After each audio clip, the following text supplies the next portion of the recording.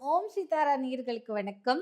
நெறைய பேர் டவுட்ஸ் என்ன கேட்குறாங்கன்னா, மேம் நம்ம ஏன் வந்து கால்ல பட்ட உடனேயே ஒருத்தவங்கள தொட்டு கும்பிடுறோம். ஐயோ! சாரி என்ன மன்னிச்சுடுங்க அப்படி சொல்லி தொட்டு கும்பிடுறோம் அப்படின்னு கேட்குறாங்க. கேட்டிருந்தாங்க ஒருத்தங்க.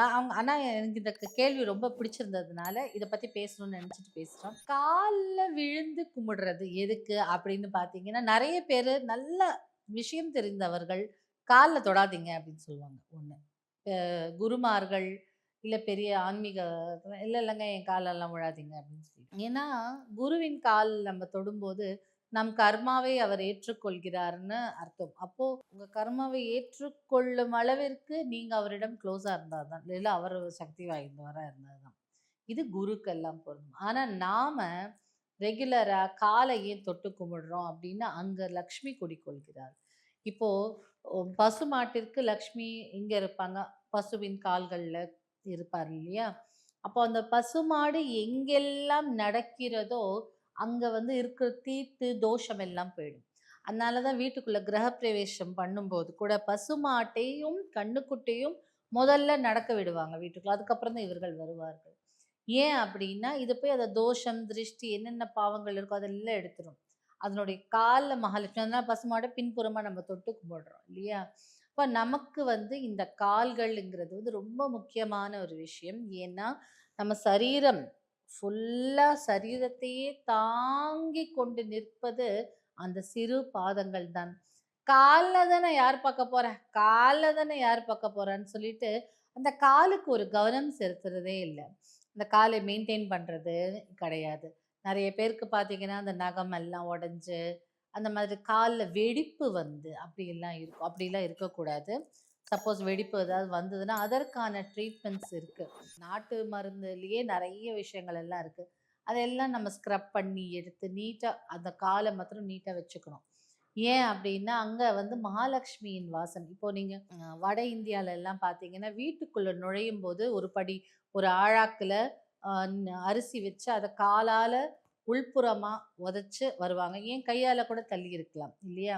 ஏன் காலால பண்றாங்கன்னா, அவங்க மருமகள் லக்ஷ்மியின் வடிவமாக இருப்பதினால், அவர் காலில் லக்ஷ்மி இருக்கிறதுனால, நெறைய அத வந்து அப்படி தட்டும்போது, உள்புறமா மகாலட்சுமி வருகிறாள். அந்த வீட்ல வந்து எந்த டைம் எந்த விதத்திலயும் சாப்பாடுக்கு பற்றாக்குறை இல்லாமல் இருக்கும். மகாலட்சுமியின் ஆசீர்வாதத்தோடு இருக்கும் நம்பப்படுது.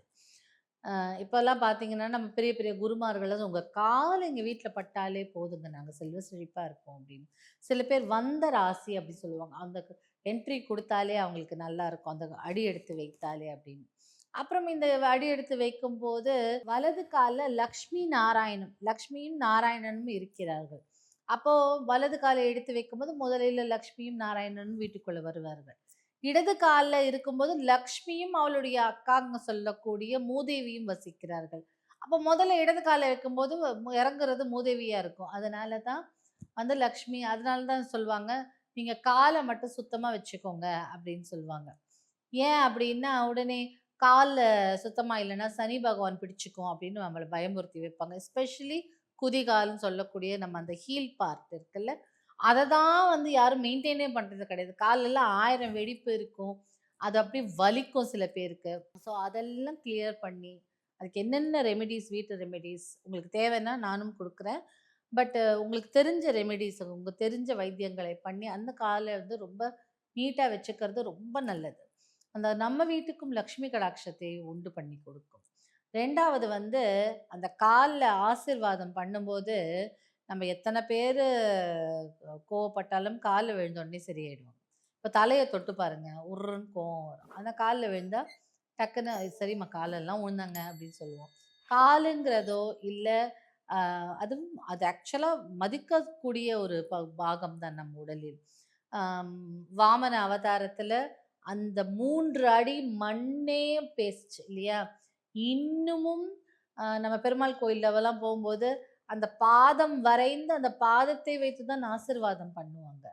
அப்படி இருக்கும்போது அந்த கால்களுக்கு அவ்ளோ ஒரு நேர்த்தியான விஷயம் இருக்கு. இந்த கால வந்து ஆட்டிக்கிட்டே இருப்பாங்க சில பேர். ஒண்ணு அது எனர்ஜி, நம்மளுடைய பாடியில இருக்க எனர்ஜிய வேஸ்ட் பண்ணும் 1. 2வது அவமதிக்க கூடாது அப்படின்னு சொல்லுவாங்க. தெனாவட்டா கால் ஆட்டிக்கிட்டே இருக்கிறது, கால் மேலே கால் போட்டு இப்படி தெனாவட்டா உட்காந்துக்கிறது அப்படிலாம் இல்லாமல், அதே மாதிரி இன்னொருத்தர் மேலே நம்ம கால் படும்போது, என் கால் பட்டுச்சு ஏத்தி உதைச்சேன் அவனை அப்படின்னு சொல்லுவாங்கல்ல.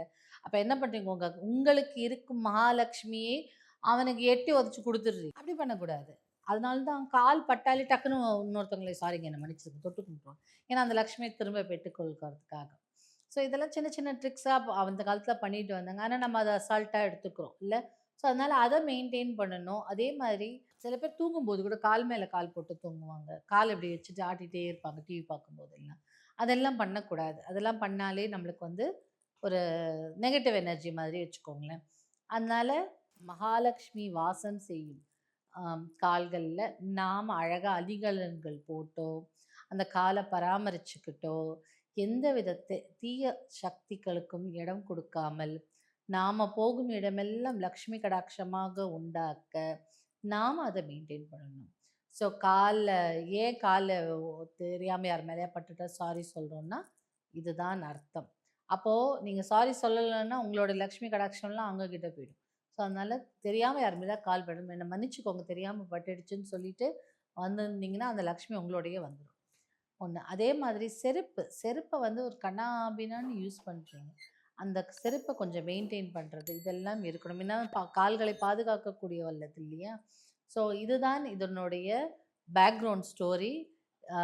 கேட்ட இந்த கொஸ்டின் கேட்ட அன்பர் ரொம்ப சந்தோஷம். நல்ல வேல்யூபிளான கொஸ்டின் கேட்டீங்க. அதற்கான ஆன்சர்ஸும் உங்களுக்கு கிடைச்சிருக்கும்னு நினைக்கிறேன்.